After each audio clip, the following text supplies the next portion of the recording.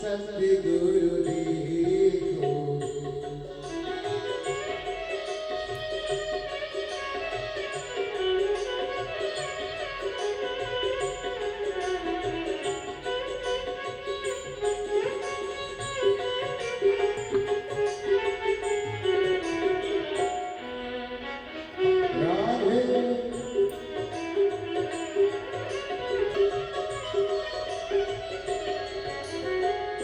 पतितों को पावन कर दे कृपा निधि, पतितों को पावन।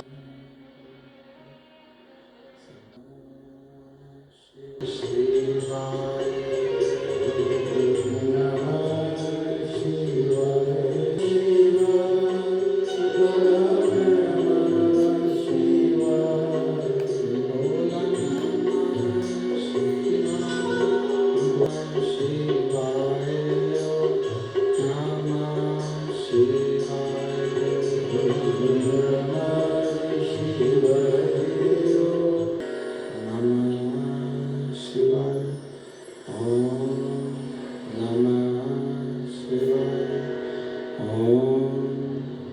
नमः शिवाय, विश्वनाथ भगवान की जय, महाकालेश्वर भगवान की जय, ओंकारेश्वर भगवान की जय, भद्रवा धाम श्री बालाजी महाराज की जय, सीताराम सरकार की जय, कुबेरेश्वर महादेव की जय। हर हर महादेव, हर हर महादेव, हर हर महादेव। काशी विश्वनाथ गोवर्धन एकादशी कैलाश के विनाशी भगवान शिव, जिनकी पवित्र पावन शिव महापुराण की कथा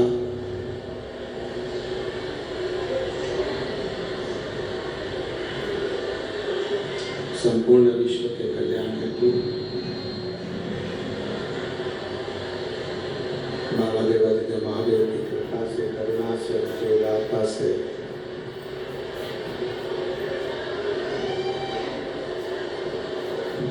भगवान श्री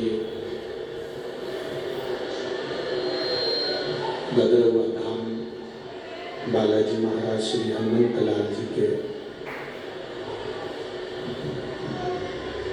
पावन चरणों में ये पवित्र शिव महापुराण की कथा आप और हमको श्रवण करने का सौभाग्य प्राप्त हुआ है।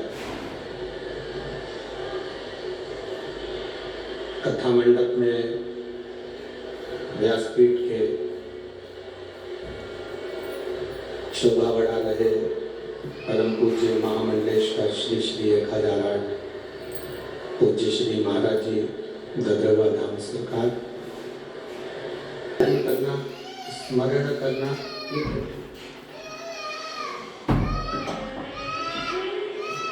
पर भगवान भी भगवान, प्रभु भी प्रभु।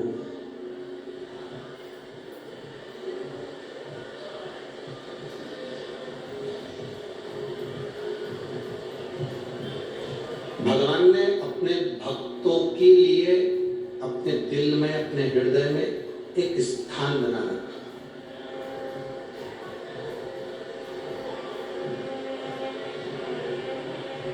उस स्थान में जितने संत, साधु, गुरुजन जो भी जाते हैं भगवान के दिल में निवास करते हैं। किसी ने प्रश्न किया, गुरुजी जैसे हम आंवले का अचार डालते हैं, नींबू का अचार डालते हैं, केरी का अचार डालते हैं, मिर्चा का अचार डालते हैं, क्या ऐसा भगवान भी अचार डालते हैं?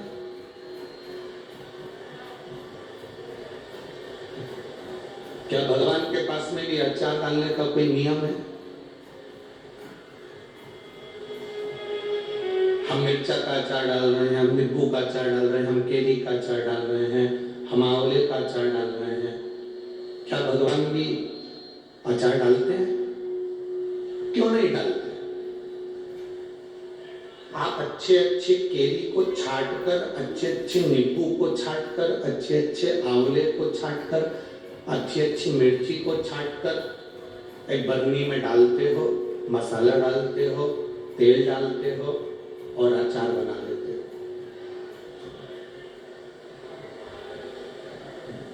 अचार हर किसी के आगे परोसते नहीं है। जो तुम्हारा प्रिय है उसकी थाली में तुम अचार दे देते हो, वो अचार खाता है, कोई चाट रहा है, किसी को मसाला अच्छा लगता है, किसी को फाक अच्छी लगती है, किसी को अचार का तेल अच्छा लगता है, वो चाट रहा है। जिसे अचार की बरनी में अचार को भरा जाता है और वो अचार संभाल कर रखा जाता है और किसी किसी को दिया जाता है, उसी तरह मेरे भोलेनाथ, मेरे नारायण, मेरे ब्रह्मदेव, मेरे राम, मेरे कृष्ण ने अपने हृदय में, अपने दिल में एक बरनी ऐसी रखी है जिसमें भक्तों को, संतों को, साधुओं को प्राण छोड़ने के बाद जब वो जाते हैं उनको उस बरनी में रख लेते हैं, उस बरनी में रख। अचार की बरनी में रखते हैं, अपने दिल की बरनी में रखते हैं और जब जरूरत पड़ती है तब वो अचार दिया जाता है। और अचार की एक फांक निकाल कर फेंकी जाती है, दी जाती है, फिर वो अचार लोग चाटना चालू करते हैं।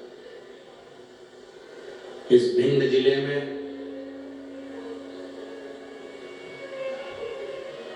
इस चंबल की भूमि पर, चंबल के क्षेत्र में मेरे भोलेनाथ ने, मेरे नारायण ने, महाराज जी महामंडलेश्वर स्वामी गदरहुआ सरकार जैसे अचार का एक स्वरूप हमको दिया है, जिसको हमें स्मरण कर अपनी भक्ति को प्रबल करना। ये भगवान की दिल में जो बरनी बनी है, हृदय में जो बरनी है, उसमें जो संत रखाते हैं, उस संत में से एक संत है। सहज नहीं है हमारा। साधु, गुरु, भक्त, भगवान का भजन करने वाला, स्मरण करने वाला कोई साधारण नहीं होता। आज भिंड जिले में चंबल की इस भूमि को कौन नहीं जानता? आप इतना कह दीजिए कि हम चंबल से आए हैं तो आधे तो वैसे ही घबरा जाते हैं।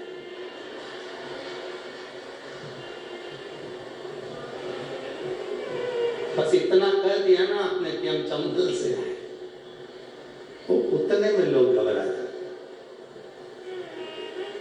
जरा विचार करना, 27 वर्षों से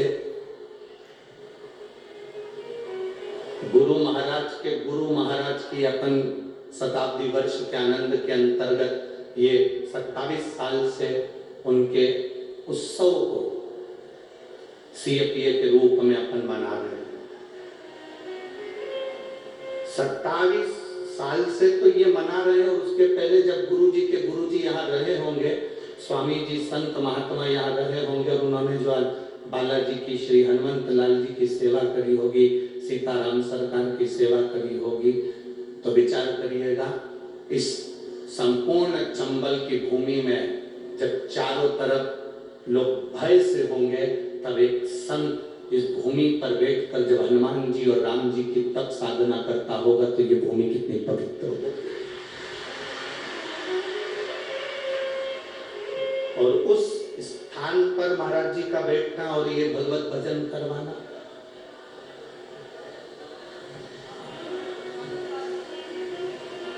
आपको शायद मालूम नहीं है कथा करवाने में कितना टेंशन रहता है, कितनी चिंता रहती है। एक कथा करवाने में कितनी चिंता रहती है, कितना टेंशन रहता है। इतने भगत आएंगे, किसी को कोई परेशानी नहीं होना चाहिए। इतने भगत आएंगे, भोजन करेंगे। इतने भगत आएंगे, इनको रुकाना पड़ेगा। इतने भगत आएंगे, इनके लिए व्यवस्था करना पड़ेगा।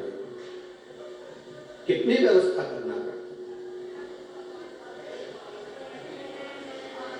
कोई भगवान का जो प्रिय होता है, जो भगवान का अति स्नेही होता है, अति प्रिय होता है, वही संत के रूप में जन्म लेता है और ये सारी व्यवस्थाएं करवाकर जीव मानस का कल्याण करता है। वो सहजता नहीं है हमारा, सहजता नहीं। और तेरी कृपा बिना ना हिले एक भी अणु, लेते हैं श्वास तेरी कृपा से। बखान क्या करूं मैं, राखूंगे ढेर का, चपटी खजाना मेरा। हे गंगाधार मुक्ति द्वार ओंकार तू, भोले ओंकार तू, आयो शरण दिया शंभु आयो। शिव कृपा के बिना कुछ संभव नहीं।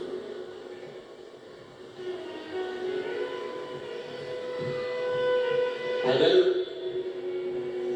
राम नाम लिख के पत्थर तेराए जा रहे हैं, राम जी महाराज को लगा कि ये समुद्र पार कैसे उतरा जाए, तो सेतु बांधा गया। भगवान शंकर के शिवलिंग की पूजन करी गई और पूजन करने के बाद उससे निर्णय निकला, पूजन से निर्णय निकला। आप शंकर भगवान को एक लोटा जल चढ़ाने के लिए जाते हो, प्रतिदिन जाते हो, तो तुम्हारे को कुछ ना कुछ निर्णय मेरा भोलेनाथ जरूर देता। शिव को जल चढ़ाने का निर्णय संसार के लोगों को जरूर मिलते। एक पत्र आया, हम ज्यादा पत्र आज पढ़े नहीं क्योंकि थोड़ा भीड़ था, इसलिए पत्र नहीं पढ़ पाए, पर 2 पत्र हमने पढ़े हैं। उन 2 पत्रों में एक पत्र किसी ने लिखा है, उन्होंने अखबार का फोटो भी यहाँ लगाया। ज्यादा पत्र तो आज हम पढ़े नहीं है।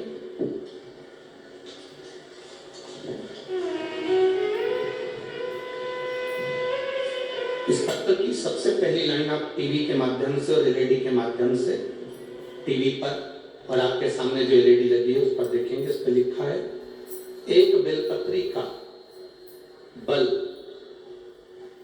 और 1 लोटे जल का फल। इस पत्र को जिसने लिखा है स्वर्णलता वर्मा, पति श्री राजेश वर्मा, कहीं बैठे हो, रंजना नगर, बाईपास रोड, भिंड, मध्य प्रदेश। मेरा मोबाइल नंबर ये है। कहीं बैठे हो तो हाथ हिला सकते हैं। अगर किसी ने ये पत्र लिखा है तो अगर कहीं बैठी हो तो हाथ हिला सकती हैं। स्वर्णलता वर्मा, पति श्री राजेश वर्मा, रंजना नगर, बाईपास रोड, भिंड, मध्य प्रदेश। कहीं बैठे हो तो हाथ हिला सकते हैं। आप ही हैं? हाँ, ऐसे हाथ हिला देगा। ठीक है। श्री शिवाय नमस्तुभ्यम गुरुदेव। एक लाइन इन्होंने बहुत अच्छी और लिखी है, लुटा दिया भंडार काशी वाले ने, कर दिया माला माल काशी वाले ने। गुरुजी, शिव महापुराण को नमन करता हूं। मेरी बेटी स्वप्निल वर्मा ने सिविल जज के लिए परीक्षा दी, 2021 में दी, पर उसका मेंस नहीं हुआ।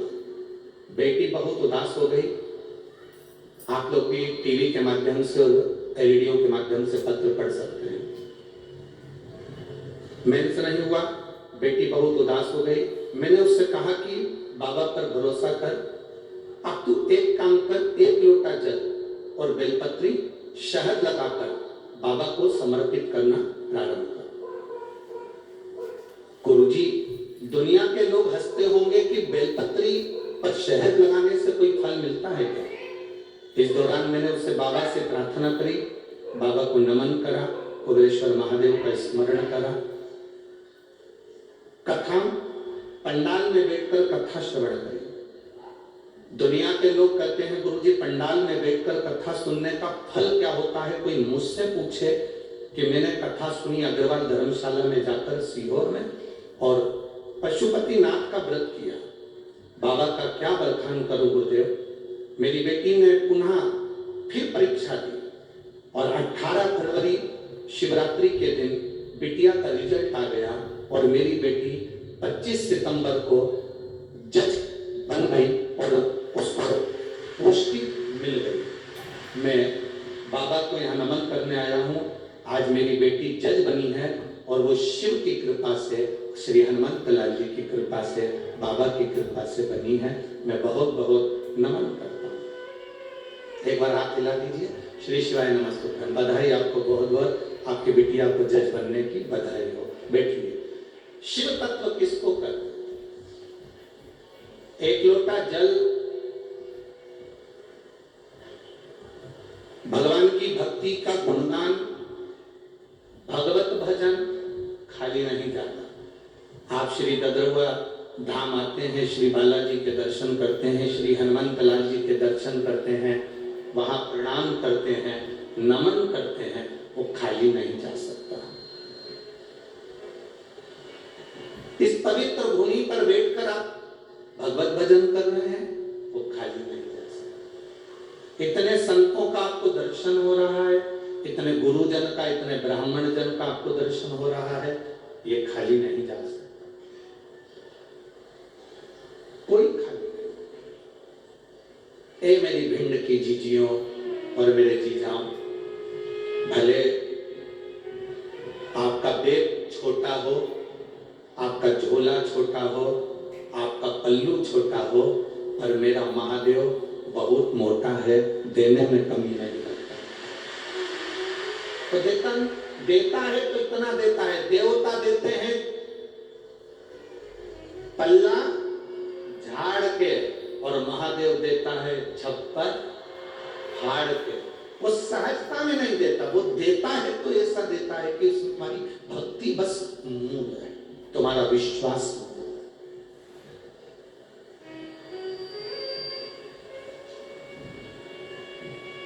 भगवान शंकर की पूजन श्री राम जी महाराज ने करी, रामेश्वर धाम की स्थापना करी, नल नील, ये बुद्धि, ये विवेक, ये चित्त, ये वृत्ति सब उसी ने दे दी।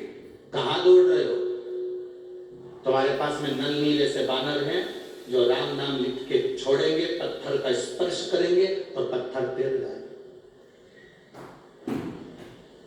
तुम्हारे पास में वो बानर हैं जिनका स्पर्श करते से पत्थर तैर जाए। अब जरा विचार करना है आपको और हमको संकट सुमन शिव महापुराण कथा का।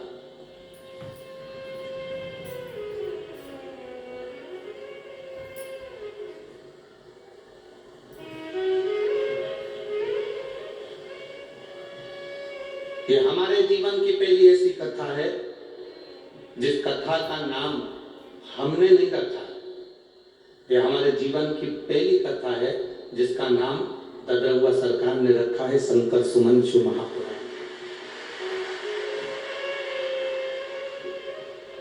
अपनी जीवन की पहली कथा है। हमेशा कथा का नाम हम देते थे, पर अब की बार हम समीर को बोले, आशीष जी को बोले, जो सरकार कहेंगे वो कथा का नाम, तो क्योंकि उनका मन है चंबल क्षेत्र में शंकर सुमन हो, बाबा के नाम से हो, हनुमान जी के नाम से हो। हमने कहा जो सरकार ने लिख दिया, सील ठप्पा लग गया, वो कथा बाबा हनुमान जी महाराज खुद बाचेंगे, अपने को नहीं बाचना है, वो खुद आके बाचेगा। ददरवा धाम वाला श्री बालाजी महाराज, श्री हनुमान जी खुद बाचेंगे, अपने को नहीं बाचेगा।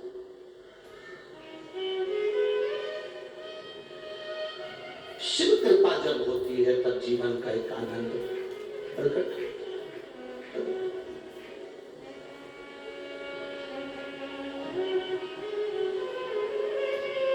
उनकी कृपा बिना कुछ नहीं।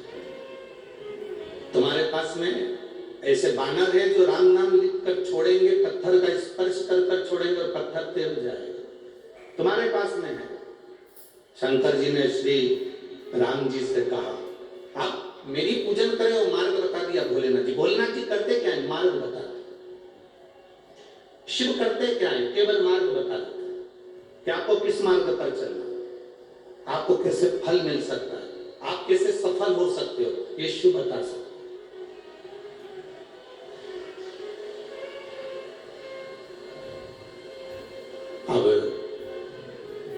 राम जी ने नल नील को बुलाया कि तुम्हारे पास में कोई ऐसी विद्या है, वो विद्या तुम्हें श्राप लगा था क्योंकि तुम संतों के सामान को पानी में फेंक देते थे, वो डूब जाता था, तो संतों ने कह दिया जो भी चीज फेंकेंगे वो तैर जाए।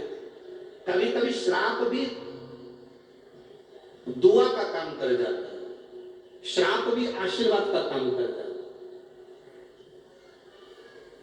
आप में से कितनी माताएं बैठी होंगी, आप में से कितनी बहुएं बैठी होंगी, और आप में से कितने लोग आस्था चैनल पर कथा सुन रहे होंगे, फेसबुक के ऊपर कथा सुन रहे होंगे, जिनके घर के माँ बाप उनको गाली बके होंगे, सास 24 घंटा बहुओं को कोसी दी होगी, गाली भी दी होगी, अपशब्द भी कहे होंगे, ताने भी दिए होंगे।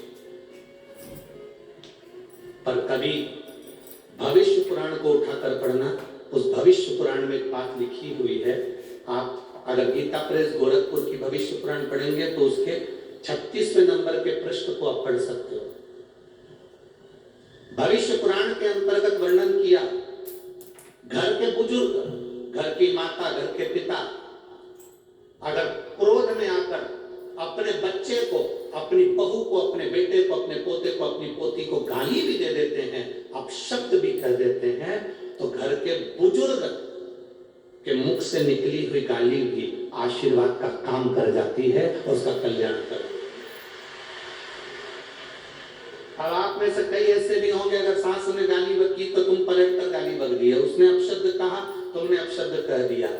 जरा विचार करिए, द्रौपदी के सोते हुए 5 पुत्रों का वध कर दिया था अश्वत्थामा ने, और द्रौपदी के सोते हुए 5 पुत्रों का वध जब अश्वत्थामा ने करा तो भीम ने पकड़कर द्रौपदी के सामने अश्वत्थामा को खड़ा कर दिया, और भीम ने द्रौपदी के हाथ में तलवार देकर कहा, ले द्रौपदी इस अश्वत्थामा का सिर काट दे, द्रौपदी इस अश्वत्थामा का सिर काट दे।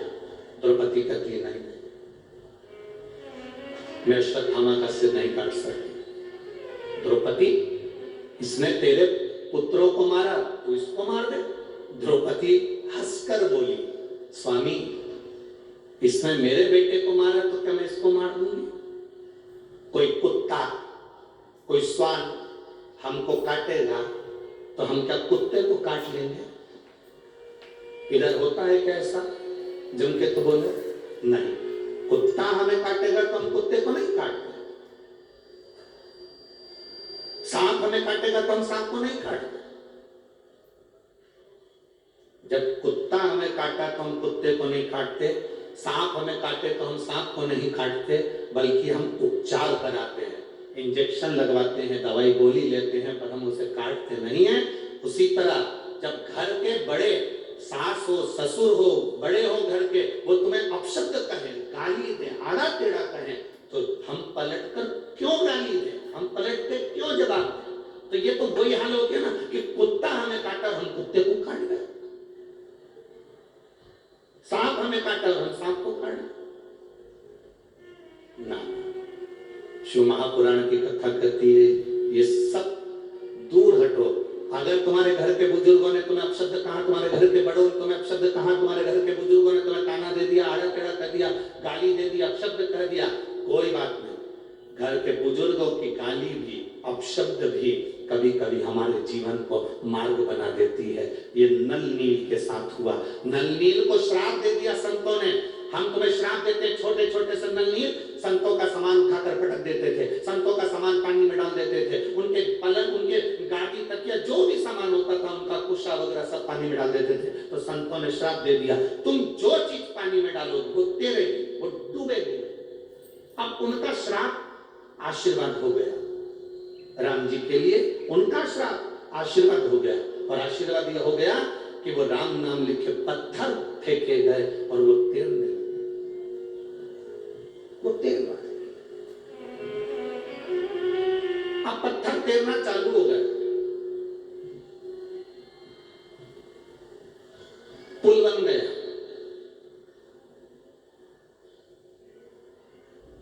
जब अपने गांव का पुल इतनी जल्दी नहीं बनता, जरा विचार करो रे, जरा विचार करना, अपने शहर का पुल इतनी जल्दी नहीं बनता।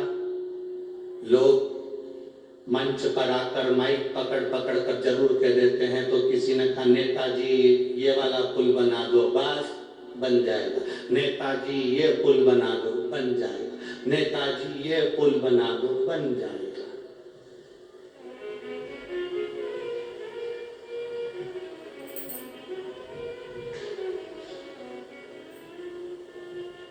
जो तुमने कहा नेताजी ने वो कर। क्या इतनी जल्दी पुल बन गए? जम के बोलो जरा, ए भिंड वालों, इतनी जल्दी पुल बन गए? जो बोले थे वो पुल बन गए इतनी जल्दी? नहीं बनता। राम जी का पुल इतनी जल्दी कैसे बन सकता?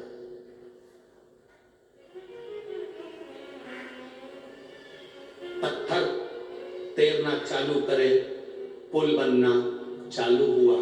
इतने में रावण को सूचना पहुंच गई। रावण के पास सूचना। शंकर क्या करते हैं जरा वो देखिएगा, शिव क्या करते हैं वो समझिएगा। रावण के पास सूचना गई और जैसे रावण के पास सूचना पहुंची,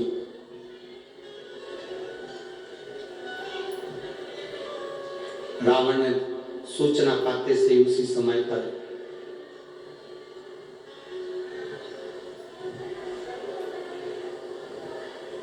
रावण के 3 पत्नियां थी।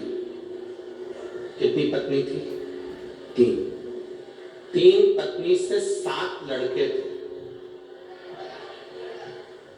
3 पत्नी से 7 लड़के थे और एक रावण की लड़की थी जिसको स्वर्ण मच्छा कहा गया। अब आप कहेंगे गुरुजी ये कौन सी रामायण में से लिया गया है? तो आप अगर स्मरण करेंगे तो ये राम के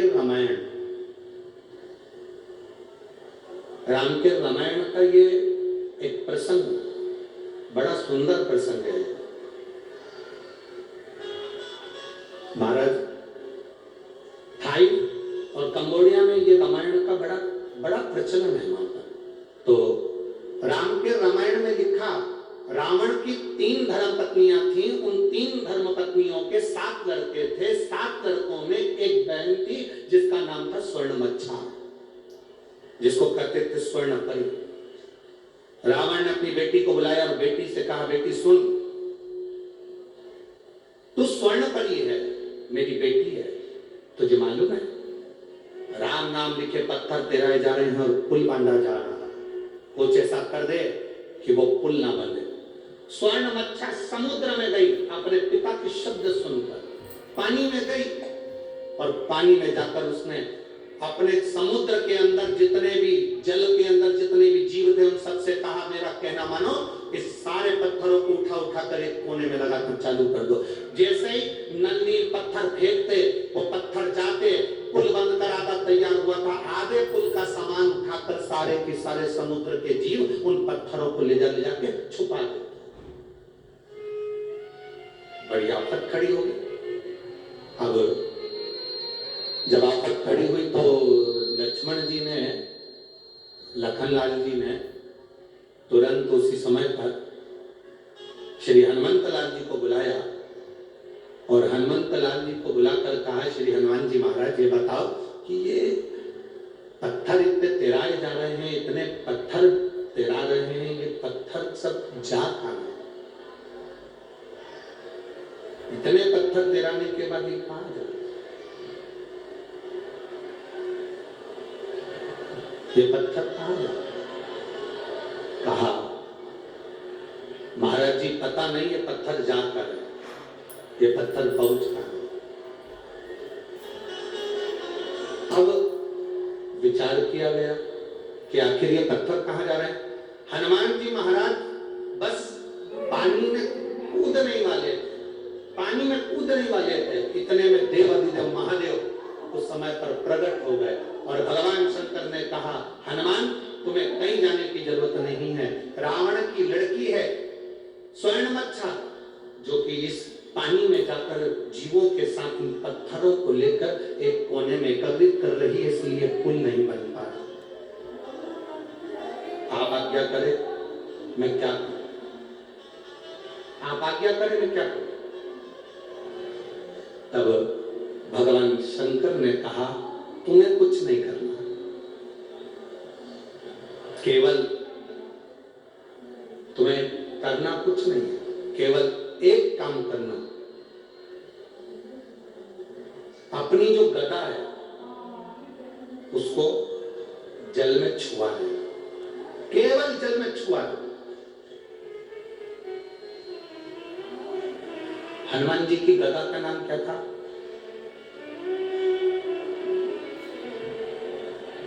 जल्दी बोलो, जल्दी, सब मिलकर बोलो जल्दी से। भाई अपन कहते हैं कि राम जी के हाथ में धनुष था, अर्जुन के हाथ में धनुष था, परशुराम जी के हाथ में फरसा था, सब शस्त्र का नाम है। तो हनुमान जी के हाथ में जो गदा थी उसका नाम क्या था?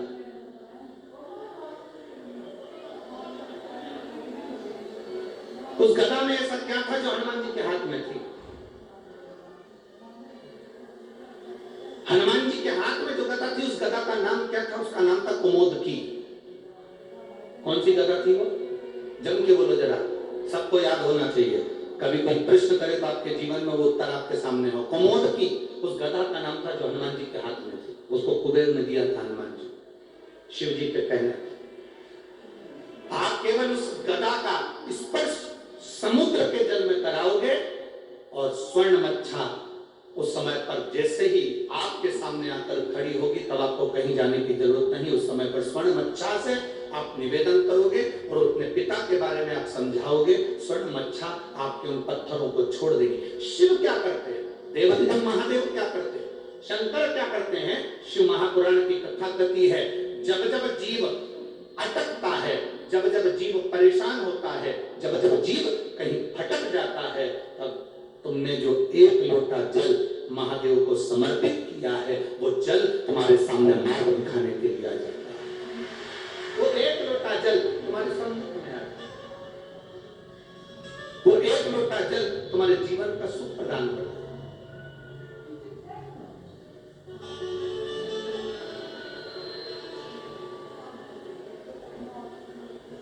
महाराज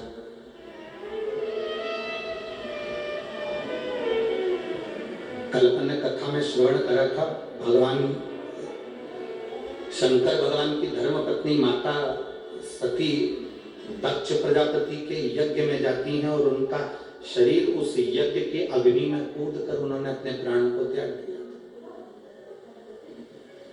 सती मैया का शरीर यज्ञ की अग्नि में चले गया था और सती का जो अगला जन्म हुआ था वो कोयल का हुआ। सती का जन्म काय का हुआ? जम के बोलो जरा, जम के बोलो। कोयल का जन्म। पार्वती तो बाद में बनी माता सती, पहले माता सती को कोयल बनना पड़ा।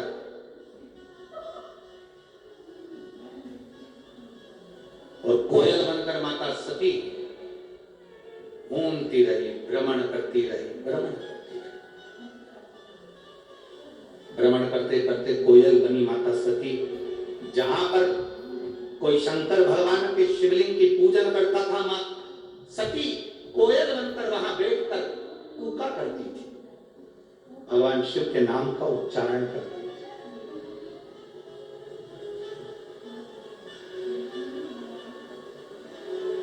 अब किसी ने प्रश्न किया, गुरुजी भगवान शंकर की पत्नी थी माता सती, तो उनको कोयल तो बनना नहीं था, वो कोयल क्यों बनी? शिव महापुराण की कथा कहती है, जब दक्ष प्रजापति यज्ञ कर रहे थे, अगर सती को प्राण त्यागना था तो कहीं दूसरी जगह जाकर त्यागती चल जाता, पर सती ने प्राणों को त्यागा तो उस यज्ञ की कुंड की अग्नि में त्यागा। कोई साधु, कोई सन्यासी, कोई तपस्वी, कोई साधक, कोई उपासक, कोई संत, कोई ब्राह्मण, कोई गृहस्थी भी अगर कोई अच्छा कार्य कर रहा है, कोई तुम्हारे नगर में, तुम्हारे गांव में, तुम्हारे क्षेत्र में, तुम्हारे इस परिवार में कोई अच्छा काम कर रहा है, उसमें कभी अड़चन मत डालो। अगर अड़चन डालते हो तो अड़चन डालने वाला एक न एक दिन पक्षी का जन्म आता है। पक्षी का जन्म उसको लेना ही पड़ता है।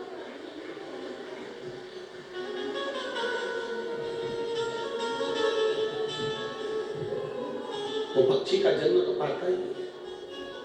जैसे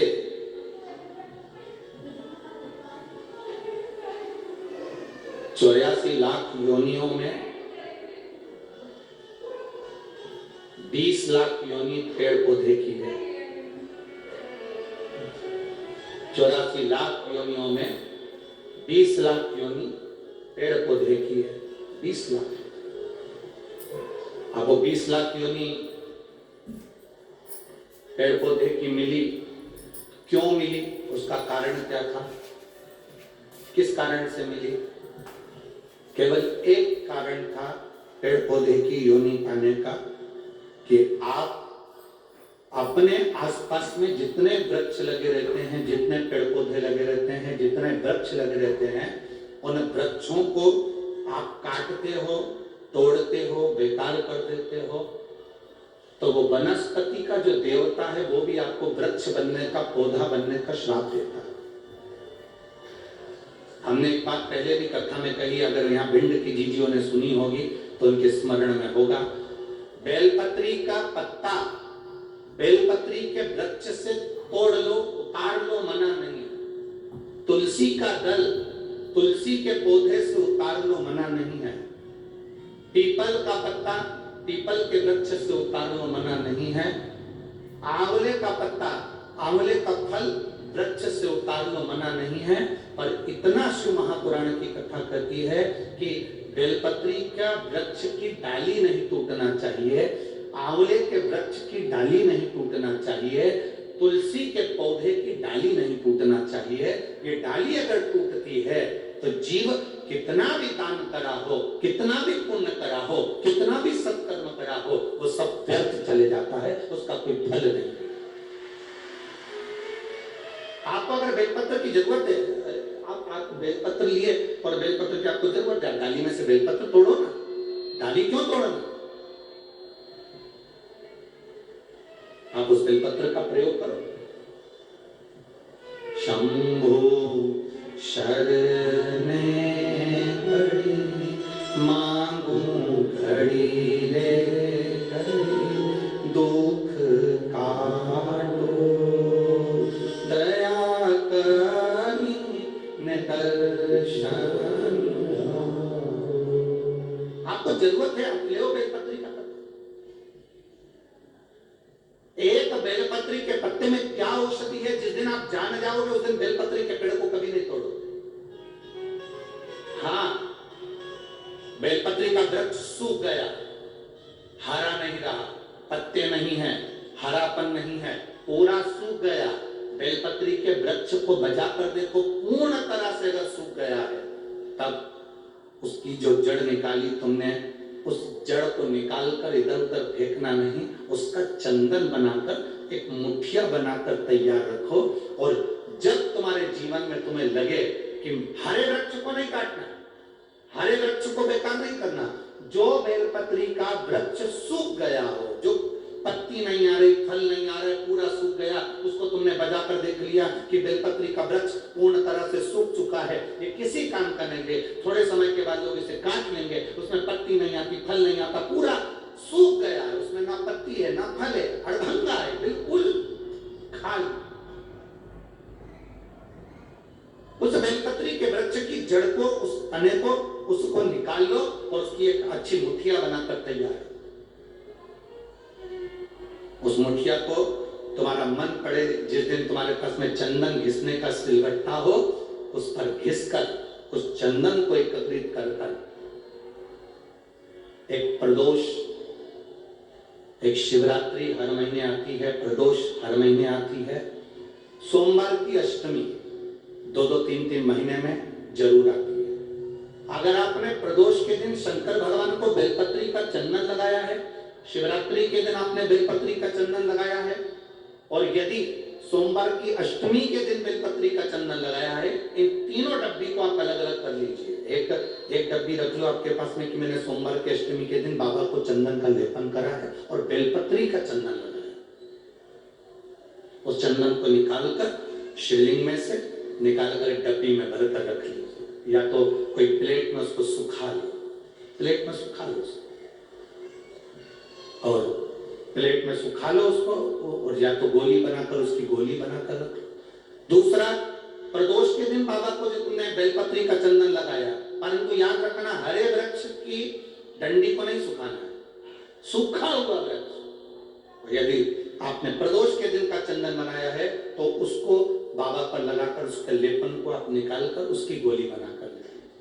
तीसरा, शिवरात्रि के दिन आपने बाबा को अगर बेलपत्री का चंदन लगाया है तो उसको शिवलिंग पे से उतारकर उसको प्लेट में सुखाकर उसकी गोली बनाकर रखें। अब प्रयोग करिएगा, कभी मौका मिल जाए तो प्रयोग कर देखिएगा। शरीर में कहीं पर भी गांठ पड़ गई हो और डॉक्टर कह रहा है कि इसका ऑपरेशन जरूरी है, तो प्रदोष के दिन जो आपने बाबा के ऊपर बेलपत्री की जड़ का जो चंदन का लेपन करा है उसकी जो गोली बनाई है उसको 15 दिन तक रोज एक गोली पानी से निकलना प्रारंभ करो। कुंडकेश्वर महादेव का नाम लेकर उस गोली को खाना प्रारंभ करिए। आपको 15 दिन के बाद डॉक्टर से जांच कराने के लिए जाइए, गठान धीरे धीरे गलना प्रारंभ हो गई, गांठ धीरे धीरे गल रही, उसका फल मिलता है। प्रदोष वाली बेलपत्र का चंदन का जो गोली तुमने बनाई उसका फल तुम्हें मिलेगा। अब सोमवार की अष्टमी के दिन का जो चंदन है, बाबा को जो तुमने बेलपत्री का चंदन का जो लेपन करा है, देखिए डॉक्टर हनुमान जी के यहाँ पर एक कथा चल रही है। करने वाला डॉक्टर हनुमान जी हैं, कराने वाले डॉक्टर हनुमान जी हैं, और सुनने वाले डॉक्टर हनुमान जी हैं, और बोलने वाले भी डॉक्टर हनुमान जी हैं। कर लिया वो आपके। दूसरे नंबर पर है सोमवार की अष्टमी के दिन का चंदन, जो आपने बेलपत्री के जड़ को घिसा है। फिर कहूंगा, इस बात को विशेष बार बार कह रहा हूं कि हरे पेड़ को मत काट लेना, हरे पेड़ को नहीं, जो पेड़ पूरी तरह से सूख गया, ना पत्ती ना फल, उसको बजा कर देख लो कि ये पेड़ पूरा सूख चुका है, तब उस पेड़ की जड़, जो जिसको लोग काट कर ले जाने वाले हैं, बाहर फेंकने वाले, उसकी जड़। दूसरे नंबर पर है सोमवार की अष्टमी के दिन आपने जो बाबा को लेपन करा है, बेलपत्री की जड़ का चंदन बनाकर लेपन करा है, उसकी जो गोली है। अगर बच्चा 8 साल का हो गया, 9 साल का हो गया, 10 साल का हो गया और वो गंदगी कर रहा है, बिस्तर पर गंदगी कर रहा है, सुसु कर रहा है, या अचानक उसको भय हो जाता है, या किसी ना किसी तरह से उसको रोग ग्रसित हो जाता है, उस बच्चे को भी आपको छोटी सी गोली हफ्ते में केवल एक बार, जो सोमवार की अष्टमी के दिन जो आपने चंदन का लेपन करा है, हफ्ते में एक बार उस गोली को बच्चे को पीस कर पानी के साथ देना प्रारंभ करो। आपको धीरे धीरे उस बच्चे में आनंद की अनुभूति हो जाएगी। गंदगी नहीं कर सकते। अब तीसरे नंबर पर है शिवरात्रि के दिन जो हमने बाबा को बेलपत्री के चंदन का लेपन करा। शिवरात्रि के दिन हमने बाबा को जो बेलपत्री का चंदन का लेपन करा, उस चंदन की गोली, कभी डॉक्टर कह दे कि तुम्हारे रीढ़ की हड्डी में गैप हो गया है, तुम्हारी पीछे की जो रीढ़ की हड्डी उसमें गैप हो गया है, या आपकी जो हड्डियां हैं वो कमजोर हो गई हैं, या घुटने की हड्डी कमजोर हो गई है, कुर्सी पर बैठना पड़ रहा है, तो उस समय पर हफ्ते में 2 बार जो तुमने शिवरात्रि के दिन बाबा को चंदन का लेपन करा, उसकी जो गोली बनाई, वो हफ्ते में 2 बार आप उस बेलपत्री के चंदन की गोली को लेना प्रारंभ करो। रीढ़ की हड्डी में जो गैप होगा वो भराना प्रारंभ हो जाएगा। शिव तत्व है। हमने गोली का क्यों बोला? हम बोल देते कि चंदन को तुम बस ऐसे चाट लो, पर गोली इसलिए कुछ सूख जाएगी तो वो आपके काम में आराम से आ सकती। चंदन का चंदन का सुख है। महाराज बोल बम का नारा है, सारी समस्या का हल, शिव की भक्ति हमारा एक आनंद, शंकर की एक भक्ति।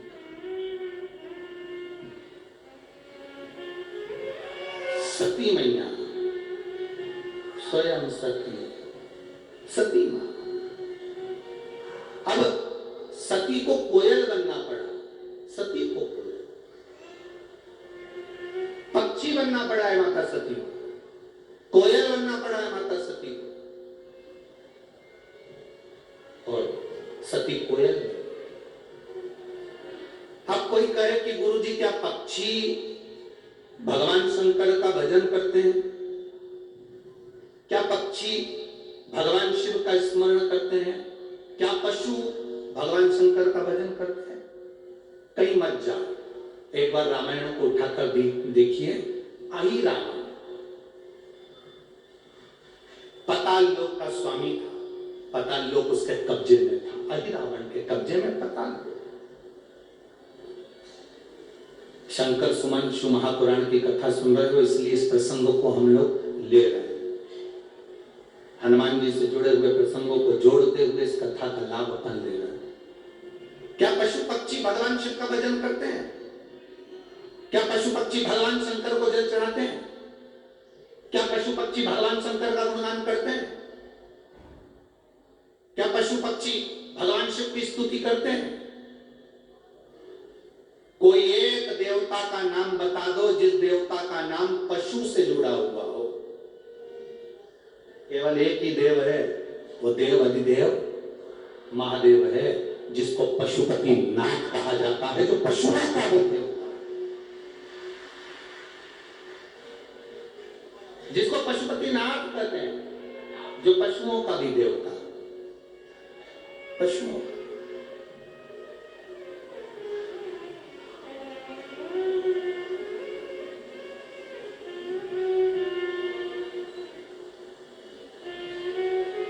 किसी देवता को पशुओं का नाथ नहीं कहा गया, केवल एक देव, वो देव है देव अधिदेव महादेव, जिसको पशुओं का देवता कहा। अभी ये कथा जो दत्तरंगा धाम में चल रही है 28 तारीख से चालू हुई, 2 तारीख तक चलेगी। 2 तारीख को यहाँ कथा विराम हो जाएगी, 5 तारीख को जलगांव महाराष्ट्र में प्रारंभ हो जाएगी।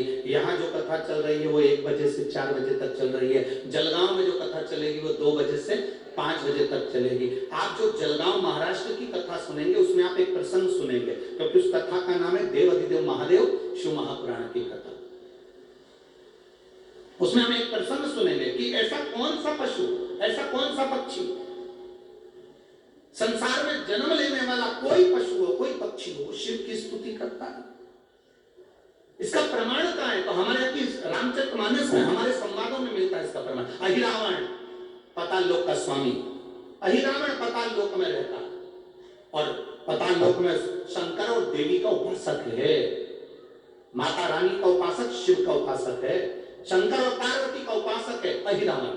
उसमें पाताल में जल के अंदर एक शिवलिंग का निर्माण कर रखा।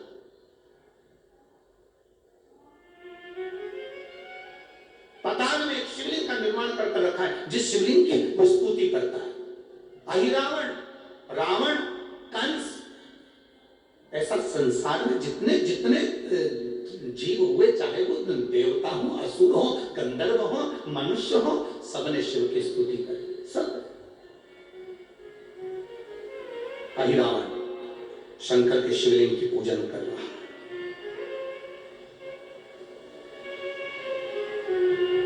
शिव के शिवलिंग की स्तुति कर रहा है।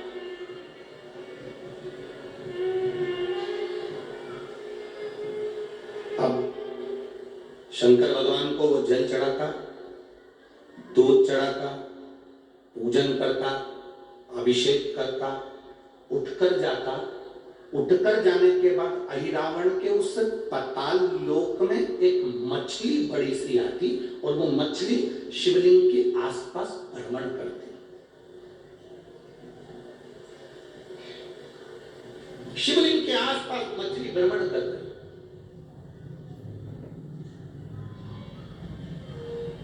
ये बात अहि रावण को नहीं मालूम कि मैं शंकर भगवान का शिवलिंग का पूजन कर कर उठता हूं और वहां एक मछली आकर जल में घूमा करती है।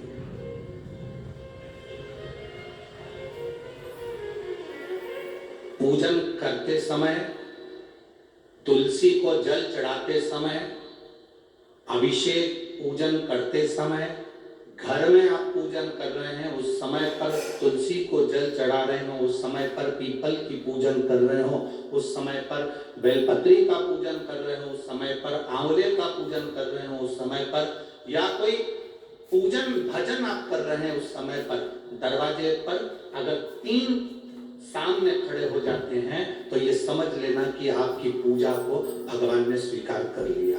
कौन 3 है उसका स्मरण करिएगा।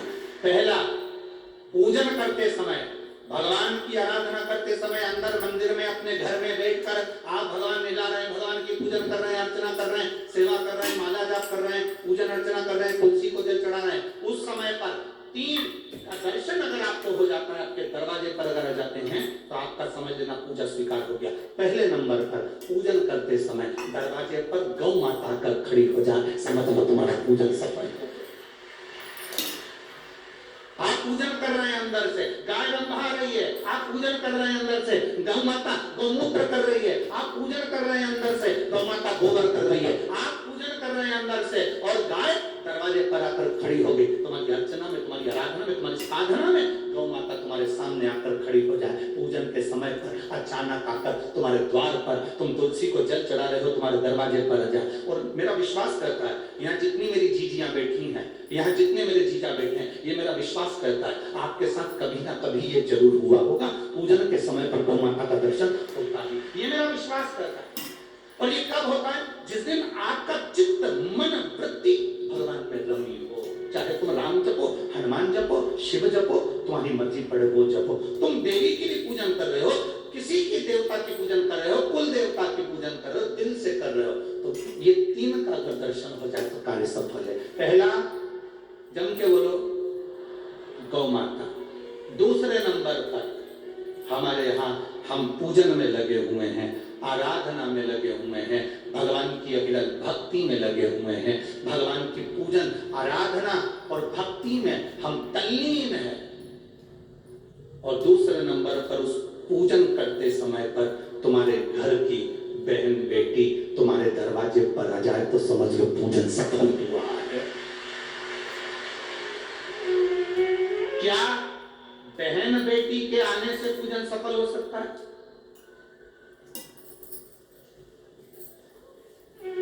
कहां लिखा हुआ है महाराज जी?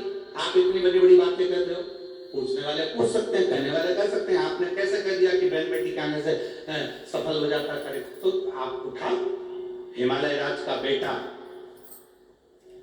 बाणासुर से दोस्ती कर लेता है, माता पार्वती का भाई बाणासुर से दोस्ती कर लेता है, और दोस्ती कर लेता है तो उसके चुंगल में फंस जाता है, बाणासुर के चुंगल में। भाई संकट में आ जाता है। आज हिमालय राज और मैनावती दोनों बैठकर भगवान की आराधना कर रहे थे, इतने में पार्वती का आगमन हो जाता है। पार्वती ने आते से देखा, पिताजी आप आराधना कर रहे, पूजन कर रहे, किस लिए, क्यों? मैनावती ने कहा तेरा भाई संकट में घिरा हुआ है। पार्वती ने कहा क्यों चिंता करते हो, क्यों चिंता करते हो? पिताजी मैं आई हूं ना, चिंता मिटा दूंगी, चिंता मिटा दूंगी, आप चिंता ना करें। क्या हुआ? बाणासुर तेरे भाई को कष्ट दे रहा। बेटी पार्वती ने संकल्प ले लिया, उस बाणासुर का अंत मैं करूंगी। ना भगवान ब्रह्मा बाणासुर को मार सके, ना भगवान कृष्ण बाणासुर को मार सके। बाणासुर की कन्या भगवान कृष्ण के पास में, वहां उनके पुत्र के पास में गई, भगवान कृष्ण का युद्ध बाणासुर के साथ हुआ, हजार उजड़ा, तो बाणासुर को भगवान कृष्ण नहीं मार सके। बाणासुर को न नारायण मार सके, न ब्रह्मा मार सके, बाणासुर को न शंकर मार सके, क्योंकि शिव ने तो वर दिया था। बाणासुर को केवल मारा है तो माता पार्वती अर्ध कुंवारी बनकर संहार कर चली गई। कोई तुमसे पूछे कि सियोर वाले महाराज ने कहा कि बहन बेटी के पूजन करते समय अगर बहन बेटी आ जाती है, पूजन करते समय हमारे घर की बहन बेटी, तुम्हारे कुल की बहन बेटी, तुम्हारे घर की बहन बेटी तुम्हारे दरवाजे पर आ गई, भले तुम उसको कुछ दो मत दो, पर बहन बेटी अगर तुम्हारे पूजन के समय पर तुम्हारे घर, क्यों आप लोगों के ऐसा नियम है कि नहीं हमको नहीं मालूम, हमारे यहाँ तो ऐसा नियम है कि जब भी घर में कोई बड़ा आयोजन होता है, शादी होती है, फंक्शन होता है, कोई उद्यापन होता है, कोई चीज बड़ी करते हैं, तो सबसे पहले फोन बहन बेटी को लगाते हैं कि हमारी बहन हमारे यहाँ आए, हमारी बेटियां, हमारी नंदे हमारे यहाँ आए, हमारी बुआ हमारे यहाँ आए। अब पूछोगे गुरुजी ये प्रसंग बहन बेटी को बुलाने का तो भगवान कृष्ण के यहाँ से चालू हुआ।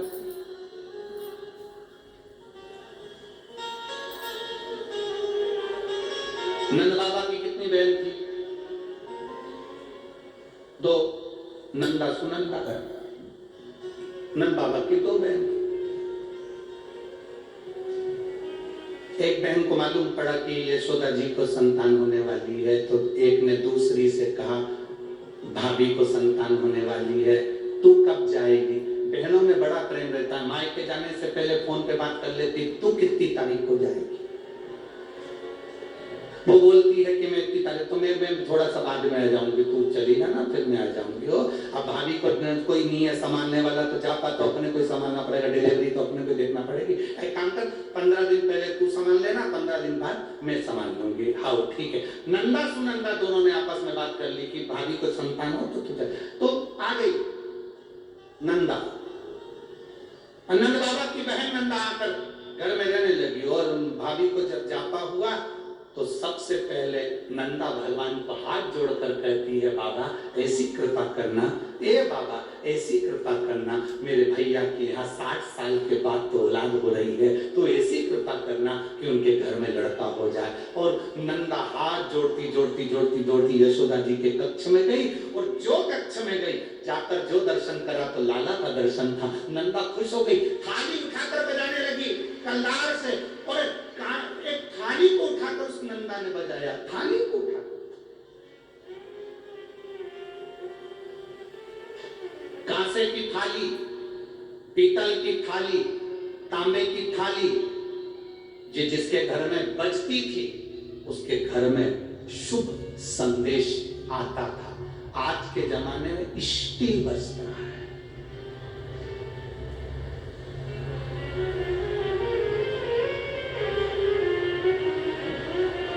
अब तो स्टील भी गया, प्लास्टिक। अब वो बजता, जिसके घर में तांबे की थाली, पीतल की थाली, कांसे की थाली। इसलिए मंदिर में आप लोग, हम लोग तो क्या है, कहें आप लोग मंदिर जाते होंगे तो मंदिर में जो घंटाल बंदे रहते हैं वो तांबा, पीतल और उस कांसे के बंदे रहते हैं, उसको लकड़ी से बजाते हैं। क्यों बजाते हैं? उसका कारण क्या है? उसका कारण क्या है? जितने लोग आरती में सम्मिलित होते हैं, तांबा, पीतल, कांसा मंदिर में इसलिए बजाया जाता है, जितने लोग आरती में आए हैं इनके घर में खुशियां प्रवेश कर जाए, इनके घर में भी आनंद के अनुभूति। अब आजकल के जमाने में तांबा, पीतल, कांसा बजाते नहीं है। आज के जमाने में तो जरा सी देर में बस बच्चा हुआ है, सूचना मिल गई, बैंड बाजा बजवा कर ढोल नगाड़े, नंदा ने थाली बजाई थी और फिर आवाज आई थी, नंद घर आनंद, नंद घर आनंद भयो। फिर आवाज आई,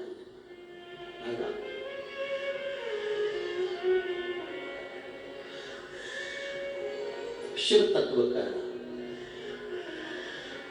पूजन करते समय, भजन करते समय, स्मरण करते समय, आराधना करते समय, भगवान को भजन करते समय, तुलसी को जल चढ़ाते समय, अगर ये 3 का आना तुम्हारे दरवाजे पर हो जाए, समझ लो तुम्हारा पूजन सार्थक हो गया, तुम्हारा भजन सार्थक हो गया। भजन सार्थक।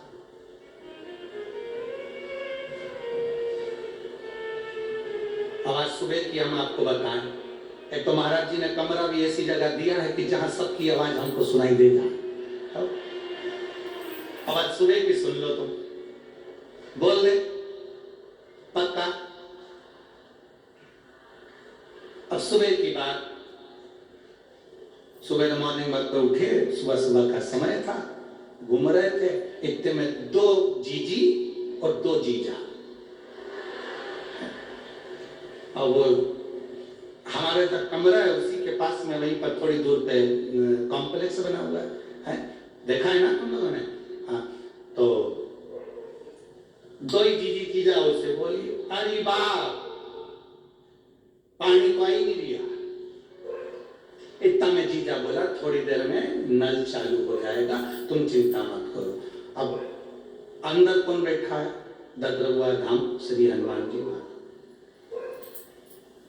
अब इनने तो जीजा से कहा, अब इनको क्या मालूम था कि अंदर भी एक जीजा है, वो साधारण थोड़ी ना। अब इनकी टंकी का तो नल खुल गया, उसने ऊपर का चालू कर दिया। सुबह 5:30 बजे और जो पानी गिरना चालू हुआ, जो पानी, इतने में दोनों जीजी जीजा से बोली, ये कहां से आ गया? ये उन जीजा से बोल रही थी, वो मालूम पड़े वो भीतर वाले ने, उसने टंकी का नल खोल दिया। जो पानी गिरना चालू हुआ, थोड़ी देर का आया, 15-20 मिनट, पर जीजी और नहाई, और जीजा और भी नहान हुआ के कंगी पाटली फाड़ के हम उधर घूम के उधर आए, तो चिल्ला के बोले श्री शिवाय। यही बैठे होंगे वो चारों जीजी जीजा, यही बैठे होंगे, ऐसा हो ही नहीं सकता कि यहाँ नहीं हो, यही बैठे होंगे वो चारों, और वहीं से चिल्ला रहा है श्री शिवाय। हमने कहा आ गया, सुनता है, उसको कहते हैं ददरवा धाम का श्री हनुमान। सुनता है, सुन तुला सुना। महाराज भक्ति जितनी प्रबल हो, विश्वास, आपने दिल से कहा, उसने दिल से सुना, सफलता देखा है बात, सब क्या तेरी कृपा बिना न हिले एक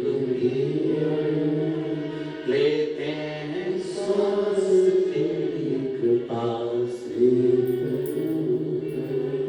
पूजन करते समय, भजन करते समय, स्मरण करते हुए, नाम जाप करते हुए 3 का दर्शन हो जाए, तुम्हारे दरवाजे पर आ जाए, जीवन की सफलता मानना, पूजन सफल मानना। पहले नंबर पर जम के बोलो गौ माता, दूसरे नंबर पर बहन बेटी, और तीसरे नंबर पर है संत गुरुजन, जो निष्कपट भाव के, जो तुम्हारे दरवाजे पर कुछ मांगने नहीं आए हैं, जो मांगने आए हैं वो नहीं।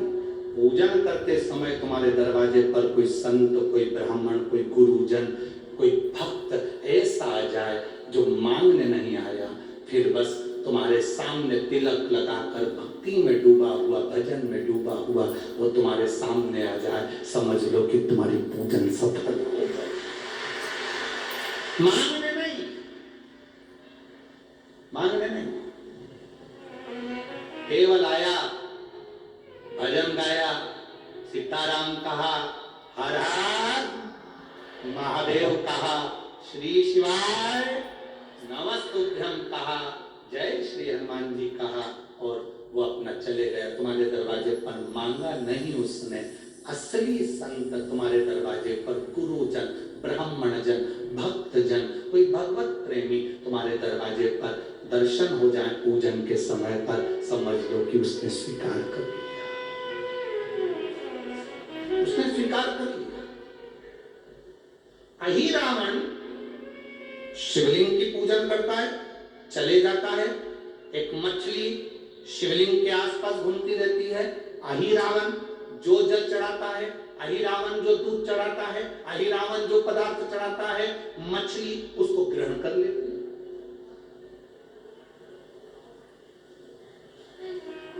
माता सती कोयल बनकर शिव की आराधना कर रही है।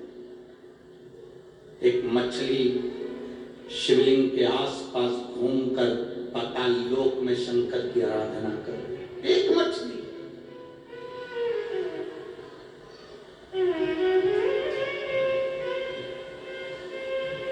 आपको लगता होगा आप व्रत करते हो, आपको लगता होगा मैं उपास करती हूं, मैं व्रत करती हूं, मैं साधना करती हूं, मैं भजन करती हूं। कभी अंदाजा लगा कर देखना, शास्त्रों में प्रवेश कर कर देखना, हमारे यहाँ के पशु पक्षी भी व्रत करते हैं। हमारे यहाँ के पशु पक्षी भी व्रत करते हैं, साधना करते हैं, उपास करते हैं। ये भारत की भूमि कोई साधारण भूमि है? भजन में डूबे रहते, इसीलिए तो कहा है महाराज, शिवाय शिवाय शिवाय ओम नमः शिवाय, शिवाय शिवाय शिवाय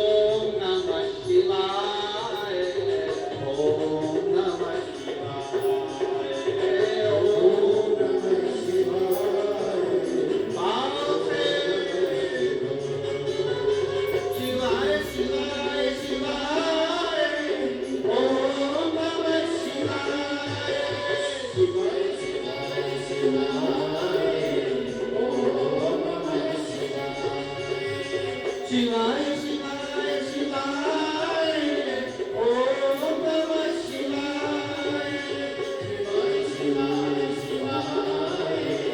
ओम नमः शिवाय ओम नमः शिवाय ओम नमः शिवाय ओम नमः शिवाय ओम नमः शिवाय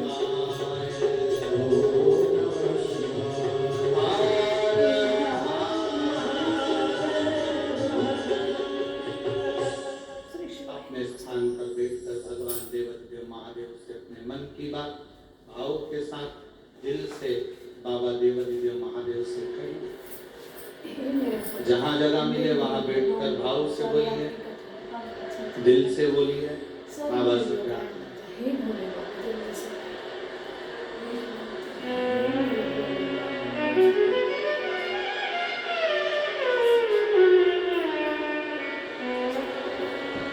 जिसको मंत्र आवे उच्च स्वर में बाबा से प्रार्थना करना, दिल से बाबा से निवेदन, भाव से, भगवान शिव से भाव से।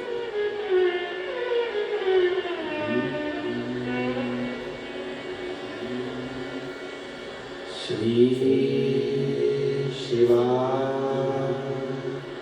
नमस्तुभ्यं श्री शिवाय नमस्तुभ्यं श्री शिवाय नमस्तुभ्यं श्री शिवाय नमस्तुभ्यं श्री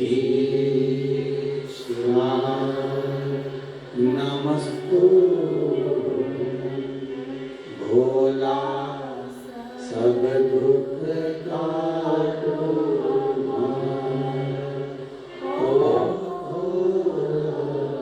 सब दुख काटो शिव शंकर जपो तेरी माला भोले बाबा जपो तेरी माला भोला सब दुख काटो ओ भोला सब दुख काटो वेश मंगलकारी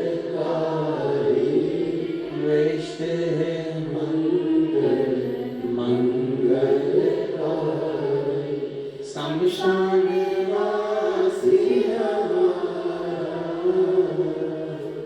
शमशान वासी ओ भोला सब दुख काटो ओ भोला सब दुख काटो। भगवान शिव से अपने हृदय से प्रार्थना करते। देखिए जैसे आपको छींक आती है तो पड़ोसी नहीं छींकता, छींकता है क्या? छींकना किसको पड़ता है? जम के बोलो जरा, अपने आप। खांसी चली तो क्या पड़ोसी खांसेगा? अरे बोलो तो नहीं। किसको खांसना है? अपने आप। भूख लगी तो भोजन किसको करना पड़ेगा? पड़ोसी को कि अपने को? नींद आ रही है तो सोना किसको पड़ेगा? पड़ोसी को कि अपने को? अपने।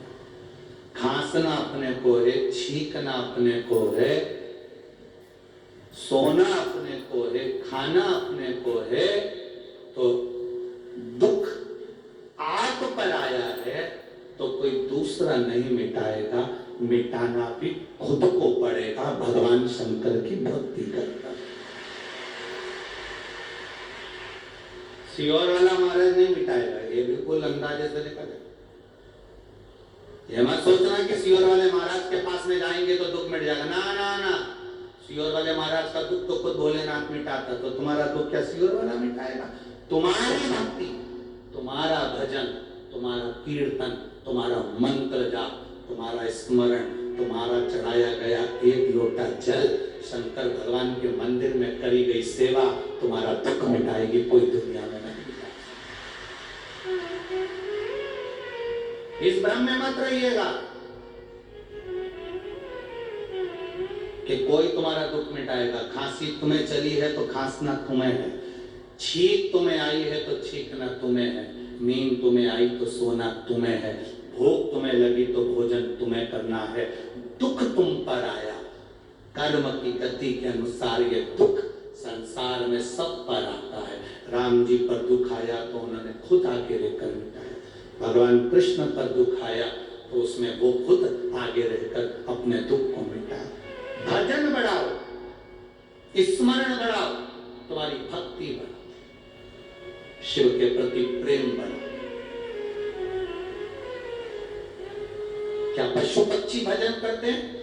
मछली घूम रही है अहिरावण के यहाँ, अहिरावण उठकर चले जाता है, मछली शिव जी के आसपास में जो चढ़ाया गया सामान था वो मछली उस पदार्थ को ग्रहण कर लेती है। उस मछली ने पदार्थ को ग्रहण करा। एक दिन अहिरावण कहीं चले गए। और विशेष कथा है शिव महापुराण की, शायद आप लोगों ने सुनी ना सुनी वो हमको नहीं, और बहुत ध्यान लगाकर सुनोगे तो उस कथा का रस तत्व आपको प्राप्त होगा। ददरहुआ धाम सरकार के इस पवित्र आनंद में ये कथा चल रही है, भाव से सुनो। पूरे आस्था चैनल और पूरे फेसबुक यूट्यूब पूरे विश्व को कहूंगा इस कथा का रस तत्व अपने जीवन को उतारेंगे। क्या पशु पक्षी भजन करते हैं? शंकर जी के मंदिर में चींटी का क्या काम है? हनुमान जी के मंदिर में चीते का क्या काम है? झिंगुर का क्या काम है? चूहे का क्या काम है? भगवान के मंदिर में ये जीव, ये चींटी, ये झिंगुर, ये चीटा, इनका क्या काम? महाराज कोई पुण्य करे होंगे पूर्व के, अपने कर्म को भोगते भोगते भोगते चींटी का जन्म मिल गया। चींटी बनकर किसी भगवान हनुमान जी के, राम जी के, शंकर जी के मंदिर में चली गई, और जाने के बाद उनका प्रसाद मुख में गया तो चींटी की योनि के बाद में झिंगुर की योनि होती है, वो योनि नहीं मिली। चींटी की योनि के बाद भगवान का प्रसाद पाते पाते मनुष्य की योनि में चली गई। डायरेक्ट वो योनि प्राप्त हो गई, डायरेक्ट।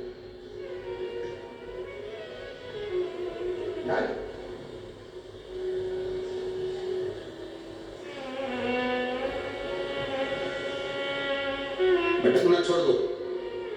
मछली ने अहिरावण कहीं चले गया, मछली शंकर जी पर चढ़ा हुआ पदार्थ कैसे पा ले?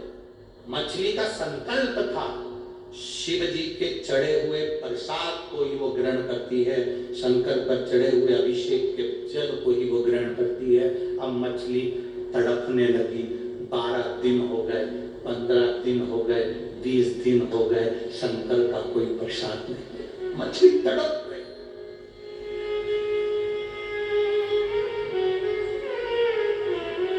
आपको केवल आपकी चिंता है, आपको केवल आपकी चिंता है, मेरे विश्वनाथ को पूरे विश्व की चिंता है।